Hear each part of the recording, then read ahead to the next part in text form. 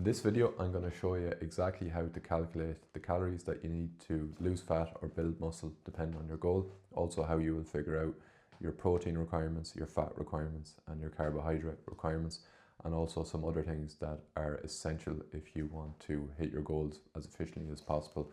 So the first thing you need to do is figure out your maintenance calories. So just go into Google, type in calorie calculator. They're all very similar. You'll input some stats about yourself and that'll spit out your maintenance calories. So this is an estimate. It's not going to be 100% accurate, but it's a really good starting point. The number that it gives you, drop your calories by 200 if fat loss is the goal.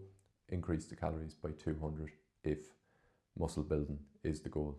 Then the next thing you want to do is calculate your protein, your fat and your carbohydrate requirements. So for your protein, anywhere in the range of 1.8 to 2.2 grams of protein per kg of body weight is perfect. Fats, anywhere in the range of 0.6 to 1.0 grams per kg of body weight is perfect. And then carbohydrates, you can fill up with the remaining calories.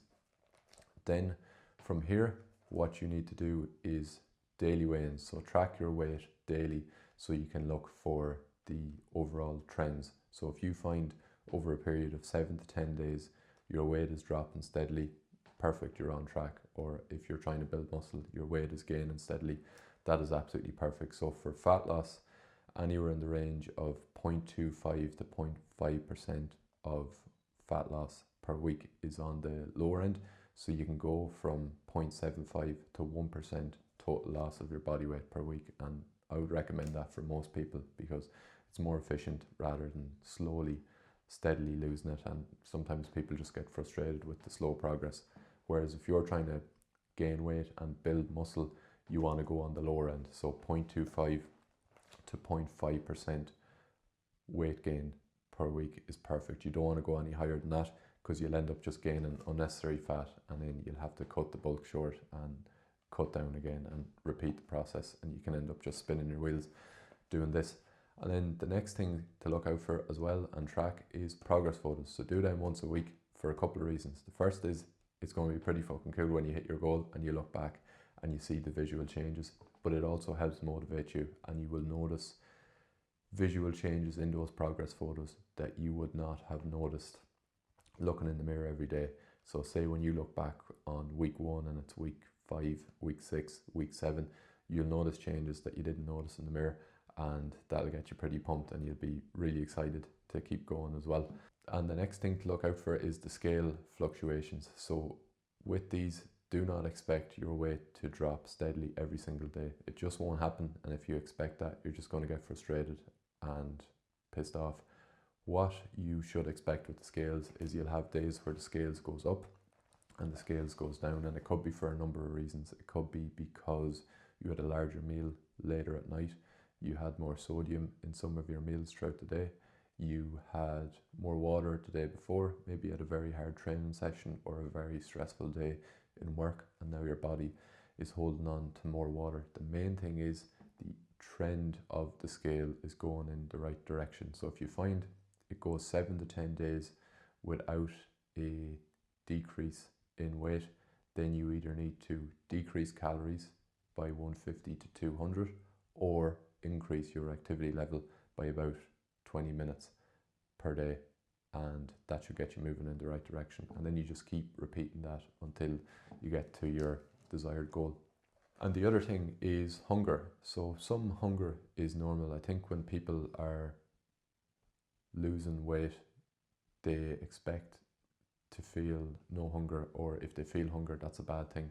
You're going to have some hunger and you're just going to have to try and manage that through meal structure. So having good quality food in your meals.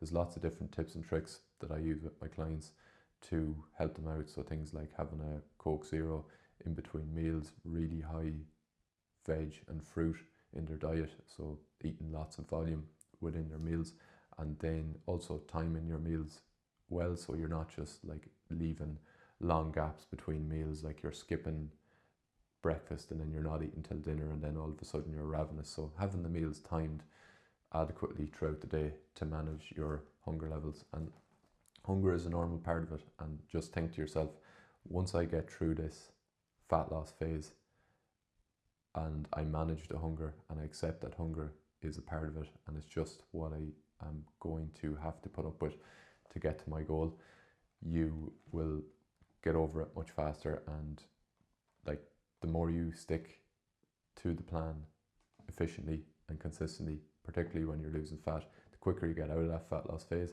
and then you can increase the calories, you get way more flexibility, your calories increase, and then you can stay in that phase for a lot longer, rather than giving in to your hunger every time and just constantly snacking and going over the calories. And then what ends up happening is you get quite frustrated because progress starts to stall. You're not as motivated to keep going, and you're dieting, but you're not in a calorie deficit anymore, and eventually you just get frustrated and sack it all in. So if you do need any more help with this, my email newsletter, link below, feel free to subscribe. I'll give all the details on the latest coaching intakes when they go live, so email subscribers get priority access to new coaching slots. So if you found this useful, hit the subscribe button and follow for more.